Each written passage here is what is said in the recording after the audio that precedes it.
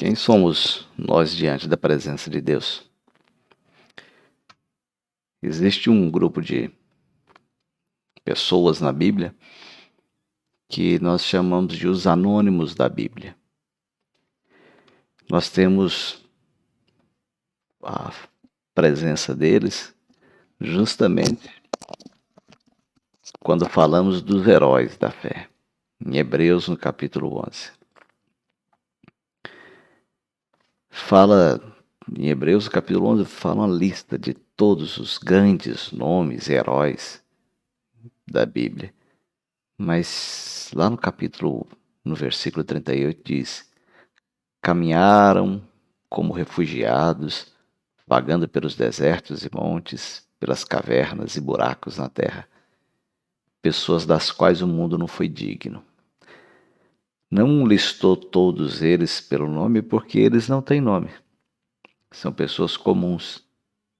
São pessoas que participaram do projeto de Deus, que mantiveram a fé em meio à apostasia, que mantiveram a fidelidade, mas nem sequer tem o nome citado. E às vezes nós podemos pensar, mas não deveria ter uma lista, mesmo que grande, colocando todos esses nomes? Não. Isaías 56:5: a eles darei dentro de meu templo e dos seus muros um memorial, e um nome melhor do que filhos e filhas, um nome eterno, que não será eliminado. O nome será dado pelo Senhor. Isaías 62:2: as nações verão a sua justiça e todos os reis a sua glória. Você será chamado por um novo nome, que a boca do Senhor lhe dará. Vocês deixarão seu nome como uma maldição para os meus escolhidos. O soberano, o Senhor, matará vocês, mas aos seus servos dará outro nome. Apocalipse 2:17: aquele que tem ouvidos, ouça o que o Espírito diz às igrejas. Ao vencedor darei do maná escondido. Também lhe darei uma pedra branca, com um novo nome nela inscrito, conhecido apenas por aquele que o recebe. A nossa vida, ela não tem os grandes feitos na maioria das vezes, não tem os grandes feitos dos heróis da fé, desses grandes nomes que a gente vê na Bíblia. Mas nem por isso significa que nós não estamos participando ativamente do plano do Senhor. Nós temos no primeiro Reis, primeiro livro de Reis, no capítulo 19, a partir do versículo 13, um momento em que, depois de uma situação com o profeta Elias, ele passa a ouvir a voz de Deus, que estava numa caverna, e Deus fala: que fazes aqui, Elias? Respondeu ele: tenho sido muito zeloso pelo Senhor, Deus dos exércitos, porque os filhos de Israel deixaram o teu pacto, derrubaram os teus altares e mataram os teus profetas à espada. E eu, somente eu, olha só, somente eu, fiquei e buscam a minha vida para me tirarem. Então o Senhor lhe disse: vai, volta pelo teu caminho para o deserto de Damasco.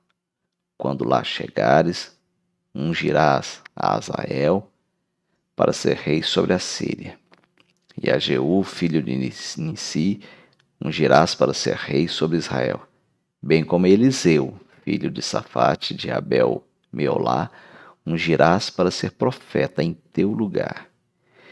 E há de ser que o que escapar da espada de Azael, matá-lo-á Jeú, e o que escapar da espada de Jeú, matá-lo-á Eliseu.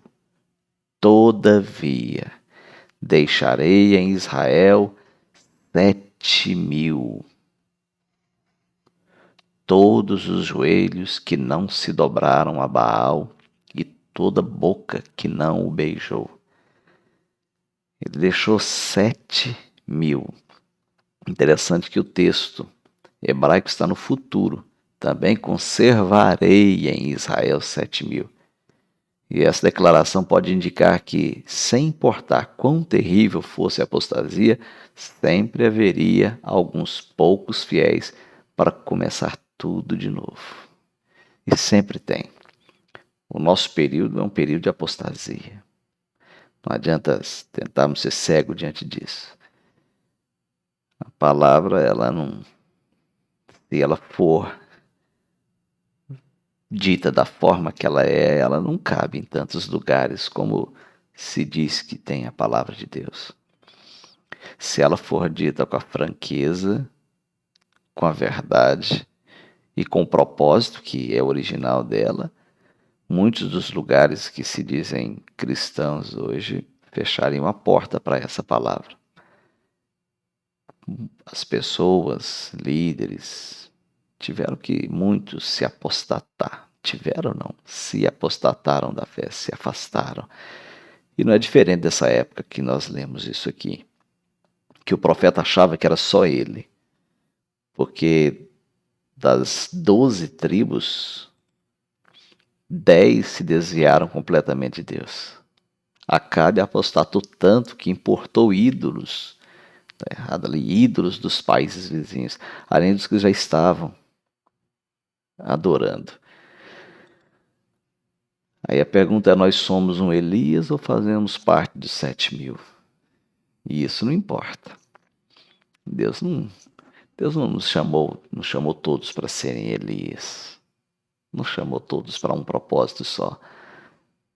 Algumas pessoas na Bíblia tiveram ações cirúrgicas, eles surgiram no exato momento e eram peças importantes para continuar o prosseguimento, a execução da profecia, dos propósitos de Deus. Eles não foram pessoas que nem o nome foi citado. E não importa se o nosso nome é citado aqui nessa terra. Não importa se as pessoas conhecem nosso nome aqui nessa terra. O importante é que Ele nos chama pelo nome. Não importa se nós somos medianamente conhecidos ou muito conhecidos. O importante é que Ele nos chama pelo nome. E nós somos Elias ou fazemos parte dos 7.000? Não precisamos ser um Elias, mas precisamos ter a fé de Elias. Precisamos nos manter no caminho. Podemos ser um desses 7.000 anônimos que estão aí. Se você continuar lendo a Bíblia, logo na sequência, Elias encontra Eliseu. Até esse momento, Eliseu era um desconhecido das pessoas. Ele era um desses 7.000 anônimos. Mas observe que quando Deus fala com Elias, fala: você vai encontrar Eliseu. Deus fala pelo nome: você vai lá e vai encontrar Eliseu. Se perguntasse para Elias: você sabe quem é? Não conheço, eu nunca ouvi falar nesse nome. Até agora, até o momento, o profeta achava que só havia restado ele, mas Deus diz: não, eu guardei um número muito grande ainda de pessoas que se mantêm fiéis à minha palavra. Eliseu era um desses 7.000 até agora. Era um desconhecido e passou a ser conhecido. Um desconhecido para os homens, que eu digo. Um desconhecido para os outros 7.000, talvez ninguém mais o conhecesse. As pessoas estavam tendo sua vida comum, limpando casa, trabalhando, cuidando dos filhos, prestando seu serviço comum, como qualquer outro, tocando uma vida comum. Mas estavam bem reconhecidos por Deus, porque apesar de tocar a sua vida de forma comum, eles mantinham a fé e não se desviaram, apesar das pessoas próximas a eles. Porque não é: eu vou citar todo mundo assim, então eu vou ficar assim também. Cuidado. Naquele dia 2 estarão no campo, um será levado. dois estarão na cama, um será levado. Não é assim. Não é porque está do meu lado eu vou seguir ele. Não. Eu, eu tenho que prestar conta da minha fé e manter a fidelidade, mesmo que de 12 tribos 10 se desviaram, mesmo que a maioria se desviou. Eu não posso me desviar dos princípios da fé, dos ensinos da palavra, da nossa fé na pessoa de Jesus Cristo. Eliseu era um desconhecido. Ele era um anônimo e passou a ter o nome citado. Nem todos tiveram o nome citado. A maioria continuou anônimo e a maioria continua anônimo. A maioria dos heróis da fé que essa terra nem digna deles era, continuam anônimos. Nós os conheceremos lá, naquele dia, na glória. Até esse momento, Eliseu, que era bem conhecido por Deus, desconhecido por Elias, que se achava o único, entra em cena. Interessante que quando a gente lê na Bíblia, o trabalho dele durante um bom tempo era servir o profeta. Ele servia o profeta. E a gente pensa, mas servir, ele já não tinha que chegar fazendo alguma coisa grande, não. Mateus 10, 41. Quem recebe um profeta porque ele é profeta, receberá a recompensa de profeta. E quem recebe um justo porque ele é justo, receberá a recompensa do justo. Se eu dei um copo d'água para o profeta, eu vou receber o galardão do profeta. Se eu dei um prato de comida para o profeta, eu vou receber o mesmo galardão do profeta. Essa é a economia de Deus, é assim que ele faz. Não há um preço diferenciado para o profeta que faz todos os feitos, que fala e raio do céu cai, que fala para multidões, e aquele que dá o copo d'água para ele. Quem recebe o profeta porque ele é profeta, receberá a recompensa de profeta. Nunca esquece disso. Talvez seja muito comum você pensar, mas o meu trabalho na obra, meu trabalho na igreja, meu trabalho para o Senhor é tão pequeno, eu faço tão pouco. Quem recebe um profeta porque ele é profeta, receberá a recompensa de profeta. Quem recebe um justo porque ele é justo, receberá a recompensa de justo. Se o seu trabalho você acha que é tão pequenininho que ninguém nem sabe o seu nome, talvez continue assim e seu nome continuará sem ninguém saber, mas você recebe o galardão de profeta. Se serve o profeta, você recebe a recompensa que vem da mão do Senhor. Não esquece disso, não.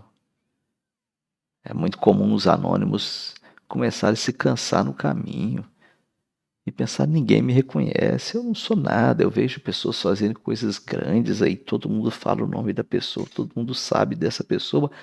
E daí? Quem sabia o nome do profeta era Deus. Vai lá, você vai falar com ele agora. Eu lhes digo, Marcos 9,41, eu lhes digo a verdade. Quem lhes der um copo de água, falando a respeito dos discípulos, quem lhes der um copo de água em meu nome, por vocês pertencerem a Cristo, de modo nenhum perderá a sua recompensa. Pensa, para o Senhor você dá um copo de água a um dos servos, um dos discípulos dele com sede, é um grande feito. O Senhor não classifica os valores de trabalho, a hierarquia, isso aí não tem para Deus. O presidente, isso, aquilo, o que ocupa o cargo de chefia, o que ocupa, não existe isso dentro da economia de Deus. Mais um anônimo que teve o seu nome revelado, Nabote. Nabote tinha uma plantação de vinho que devia ser muito bonita. E era ao lado, adjacente ao palácio de Acabe. Acabe queria comprar o terreno adjacente ao seu palácio. No entanto, Nabote recusou-se a vender a terra que era sua herança ancestral. Não é que o dinheiro não é o suficiente. Não, Acabe podia dar quantidade, pagar muito mais do que o valor que a terra valia. Com certeza podia encher de ouro e dar uma oferta irresistível. Mas Nabote, ele era fiel a Deus. E a palavra, naquele período, diante daquele momento, da lei, a herança ancestral não podia ser negociada. Ele tinha que ficar com ela. Mas Acabe não via isso. Se Acabe fosse temente a Deus, você olha, eu te entendo. Você não pode, por força da lei de Deus. Eu te entendo. Mas não, ele não entendeu. Acabe voltou para casa para lamentar-se e adoeceu. Parecia um menino birrento, né? A tal ponto que nem ao menos comia. Jezabel, sua esposa, perguntou-lhe a causa de toda aquela melancolia. Quando ela soube o motivo da tristeza de Acabe, aí ela fez o que é rápido, né? Das pessoas que não servem a Deus. Simplesmente ordenou que Nabote fosse executado com base em uma falsa acusação, a de ter blasfemado contra Deus e contra o rei. Acabe tomou conta daquelas terras. Morreu Nabote. Nabote foi assassinado, covardemente assassinado. Tomaram sua terra, que era a herança ancestral. Mas ali tombou um homem da fé. Um homem que não se desviou mesmo diante da brutalidade. E ele era um desconhecido, porque o profeta disse, só sobrou eu. Mas Deus vai mostrando, não é só você que sobrou. Você não está sozinho, tem muita gente guardando a minha palavra. Tem muita gente mantendo a fé. Aí aconteceu, já lá no 2 de Reis, capítulo 1, versículo 13. Depois da morte de Acabe, voltou-se Moabe contra Israel e caiu Acasias pelas grades de um quarto alto em Samaria e adoeceu. Deve ter tido uma hemorragias internas. Enviou mensageiros e disse-lhes, ide e consultai a Baal-Zebub, Deus de Ecrom, de se sararei dessa doença. Olha só o quanto estava desviado. Eles tinham um Deus que eles serviam lá, mas ele mandou consultar um outro. Eles não eram fiéis nem ao Deus da infidelidade deles. Mas o anjo do Senhor disse a Elias, tesbita, dispõe-te e sobe para te encontrares com os mensageiros do rei de Samaria e diz-lhes, porventura não há Deus em Israel para irdes consultar a Baal-Zebub, Deus de Ecrom? Por isso, assim diz o Senhor, da cama a que subiste não descerás, mas sem falta morrerás. Então Elias partiu. E os mensageiros voltaram para o rei, e esse lhe perguntaram, que há que voltastes? Eles responderam, um homem nos subiu ao encontro e nos disse, ide, voltai para o rei que vos mandou e dizei-lhes, assim diz o Senhor, porventura não há rei em Israel, não há Deus em Israel, para que mandes consultar a Baal Zebulon, Deus de Ecrom? Portanto, da cama que subiste não descerás, mas sem falta morrerás. Ele lhes perguntou qual era a aparência do homem que vos veio ao encontro e vos falou tais palavras. Eles lhe responderam, era um homem vestido de pelos, com os lombos cingidos no cinto de couro. Então disse ele, é Elias, o tesbita. O profeta é conhecido, né? É Elias, ele conheceu. Então lhes enviou, aí agora começa. Então lhes enviou um rei, um capitão de 50 com seus 50 soldados, que subiram ao profeta pois este estava sentado no cume do monte. Disse-lhe o capitão, homem de Deus, o rei diz, desce. Olha só, tanto foi arrogante. O rei está mandando você descer, sem nenhuma reverência quanto ao homem de Deus. Deus está mandando, desce. Elias, porém, respondeu ao capitão de 50: se eu sou homem de Deus, desce fogo do céu e te consuma a ti e aos teus 50. E então fogo do céu desceu e o consumiu, a ele e aos seus 50. Essas pessoas morreram pelo atrevimento delas. Tornou o rei a enviar-lhe outro capitão de 50, com seus 50. E eles falou e disse: homem de Deus, assim diz o rei, desce depressa. Foi mais atrevido ainda. Respondeu Elias e disse: se eu sou homem de Deus, desce fogo do céu e te consuma a ti e aos seus 50. Então o fogo do céu desceu e consumiu a ele e os seus 50. Já foram dois, um capitão com seus 50, mais outro com seus 50, já foram 102 pessoas consumidas.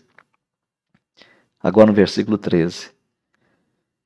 Tornou a enviar terceira vez um capitão de 50 com os seus 50. Então subiu o capitão de 50, indo ele, agora olha a diferença, indo ele, pôs-se de joelho diante de Elias e suplicou-lhe e disse-lhe: homem de Deus, seja, peço-te, preciosa aos teus olhos a minha vida e a vida destes 50 teus servos, pois fogo desceu do céu e consumiu aqueles dois primeiros capitães de 50 com os seus 50. Porém agora seja preciosa aos teus olhos a minha vida. Então o anjo do Senhor disse a Elias: desce com este, não temas. Levantou-se e desceu com ele aos reis.